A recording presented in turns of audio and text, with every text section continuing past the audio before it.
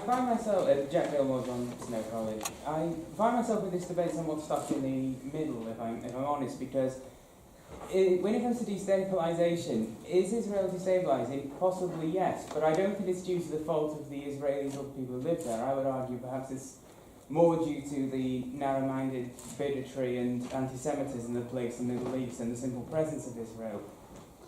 Not the actions of the government are what has perhaps created destabilisation. It is not the fault of the Israelis. They could have had a perfect government that had been faultless, but merely its presence is what has angered many, many people in the Middle East. Thank you.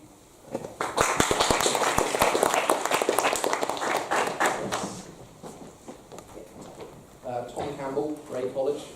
So the second speaker for the opposition spoke with pride of the superior missiles of Israel that are much better than the Iranian ones, and the aggressive defence policy of Israel, which is actually stabilising.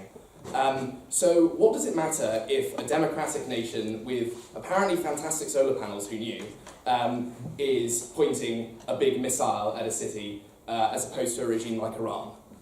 Israel is not just a democratic nation with big missiles, it is a democratic nation with the unconditional support of the US.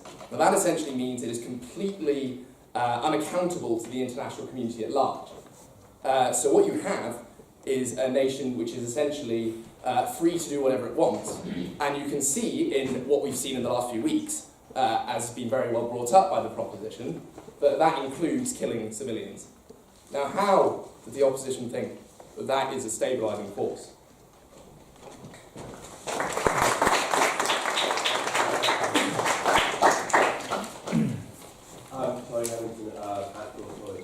One of the things we're discussing about whether Israel...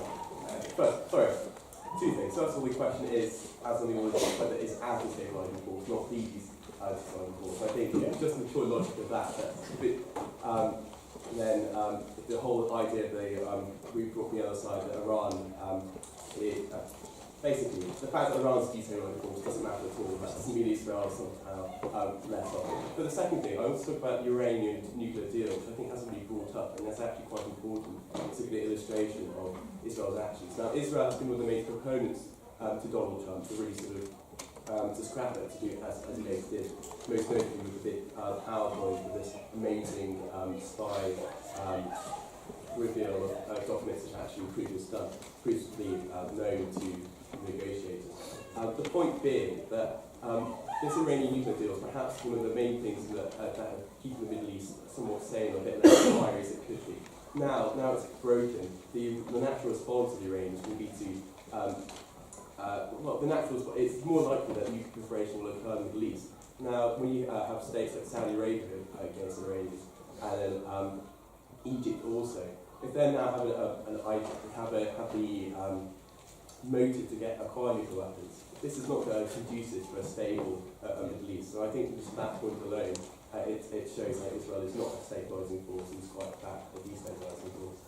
Thank you very much.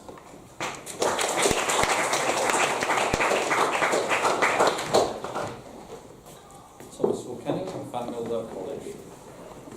Over the history of the Middle East, over the last 70 years, we have seen various Arab leaders achieve prominence and fame, and provide a meaningful and limited period of stability to their countries.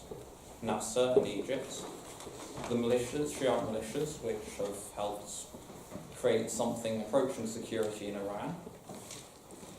In Syria, a large chunk of Assad's atmosphere of threat and message sent to his people, and the Soviet Union, which brought so many Arab countries together to attack Israel.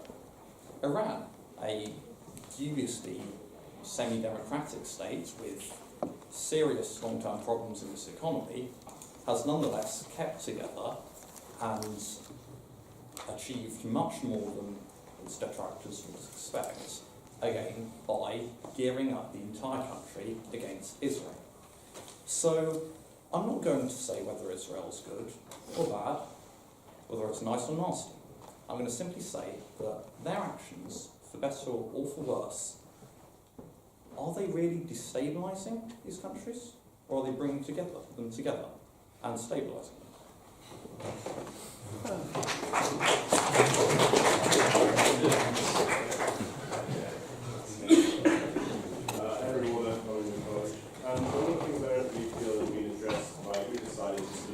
the actual sort of nature of instability that we're talking about. I mean, people on that side have talked about the economic stability that Israel brings to the world, and people on this side have talked about the human rights issues. But like, it's sort of, to me, it seems like, how do you balance these things? I mean, like, you know, if a country is torturing a few people and displacing a few people here, like, that's probably some not so good points on the destabilising metric. But on the other hand, you know, if they've got some good trade going on, that's sort of, how do you weigh these up? And like, could some people on sort of both sides talk about how far on one side or the other is Israel and how they justify that?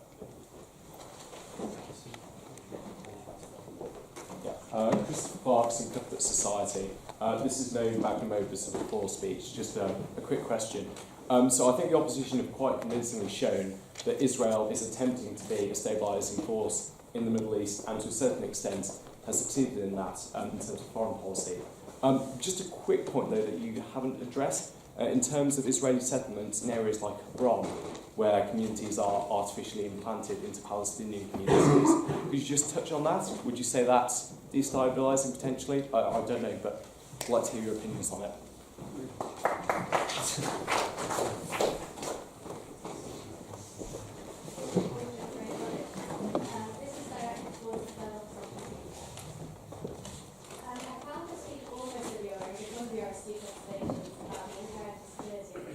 I can't hear you. This is the third speaker. I found this speech almost alluring because of the astute observations he made about the inherent instability of the area. However, the proposition has not been accusing Israel solely as a destabilising force. And how do you wholly exculpate Israel just because of the systemic instability it takes? As the proposition has said, isn't there a duty to try to alleviate that instability even in such difficult and hostile circumstances? And not doing so surely does make them a destabilising force.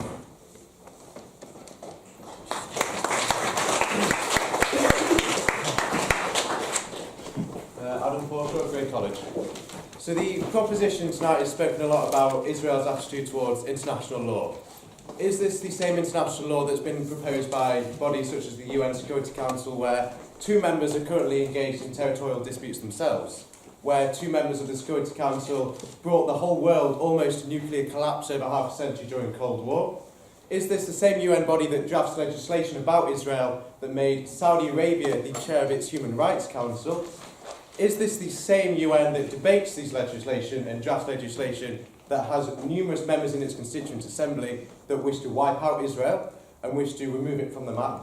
And finally, it's the international law where, with bodies such as the EU, which doesn't class Hamas, an organisation that has a constitution that wants to wipe out not only Israel but Jews, as not a terrorist organisation, and to quote the leader of the opposition of a UN Security Council member, are friends.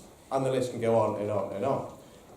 So my question to the opposition is it any reason that Israel wishes to completely disavow the authority of this international law and take matters into its own hands, when, given international law, this is what we are given by the UN?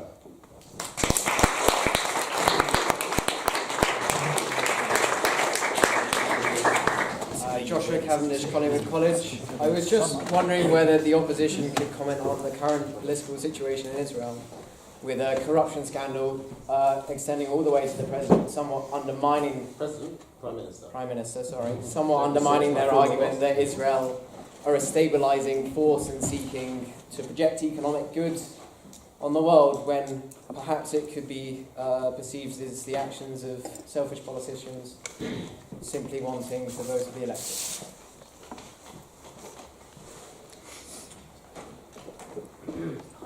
Charles Cowan, Van Mildert College. Apologies.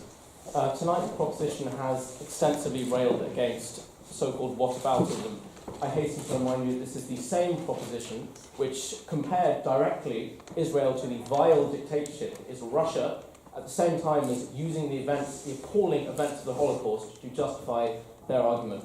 Please help me understand genuinely how that comparison is justified in any conceivable way. Thank you.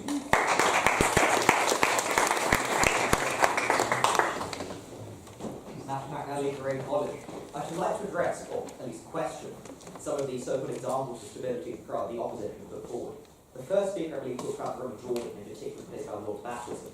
Having been there myself a few years ago, I can assure you it is not a tourist destination. Come back again. I'd love to, but it's so hard to get there. You know, That's right. but getting off the train, I was in the third degree by a little sort of woman in the booth, sort of not even believing I came from London. Oh, and where's your nearest tube station? And how do you get to school? It's ridiculous. A suspicion of which I'm truthfully. But that was really my point. The point is, going or the sorry. Yeah. The River Jordan. It is, as you said, a minefield. But the mines, to my knowledge, they're not even and there's not. Come back, they are now. There were people either side of the border pointing guns at each other. That's not unity. When did you travel? Because it's just not 2014. Well, come back. So what, in 3 years' time, international relations have extended so far. 5 years. 5 years. Yeah. That changes in 5 years. Come back. What? I'd love to go back. Great. EasyJet, 7:30 in the morning, Luton. The fact remains this. There is not space between these two nations. And times being clear, times not being clear, it's not the end of the world. But can we please just have some modicum of truth about stability? And also, just one more thing. We've had about 3 times this evening, both sides of the floor sort of having competing statistics. So if someone could actually shed some clarity and tell us which we believe is versus there with a 6 or the 10 good examples for example, that would be quite useful. But the people I believe, you can say is opposite. So, A few more questions. Yes, Victory Terrorist College and Hilton Aid for both sides. To what extent is a one-state solution viable? Final question. I'd like to pose some questions to the opposition. I'd like to just make it in terms of questioning some of the examples they gave and asking if they could give commentary on the doubts I have. The first speaker mentioned that Israel plays a stabilizing role in exporting democratic values to the Middle East, and the example given was Saudi Arabia for its decision to allow women to drive. I should remind you that this only occurred after immense struggle within the population of Saudi Arabia against the prevailing norms of the state of Saudi Arabia, which only a few weeks ago arrested numerous feminist activists who had long campaigned for the right to drive, including Lujain al-Haflu, Emma al-Nafjan, other major activists, and who were branded after their arrest by the Saudi state media as essentially enemies of the state. So in what way this serves to show the manner in which Israel has exported democratic values throughout the Middle East, I'd like some further clarification. A second point was that, from the second speaker, was that Israel had categorically nothing to do with rise of terrorist threats within the Middle East. Now, I certainly don't think anything that terrorist organizations in the Middle East have done is justified, but I should remind you that if you go over the interviews by Robert Fisk, the first ever Western journalist to actually meet Osama bin Laden, you can find that very clearly he identifies as a major motive or major inspiration to his actions the treatment to which the Palestinians are subjected.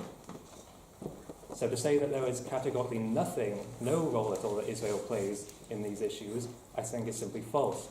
And a final piece of evidence from the third speaker that I would just like to question is the idea that that a lot of what is occurring in Gaza simply has to do with an economic situation which is essentially unlucky circumstances. I think that's simply untrue, given that a major reason the Gazan economy is in such dire straits are the several years of harsh treatment to which it has been subjected by the Israeli state, including from January 2006 onwards an effective total economic blockade, which was condemned more than a dozen times by the UN Committee on Human Rights as in violation of Article 33 of the Fourth Geneva Convention, which prevents collective punishment against civilians and would completely, effectively destroy the Gazan economy. So, in questioning these examples you've given, I'd like to ask if you can give any response to them to support your being the opposition to this motion.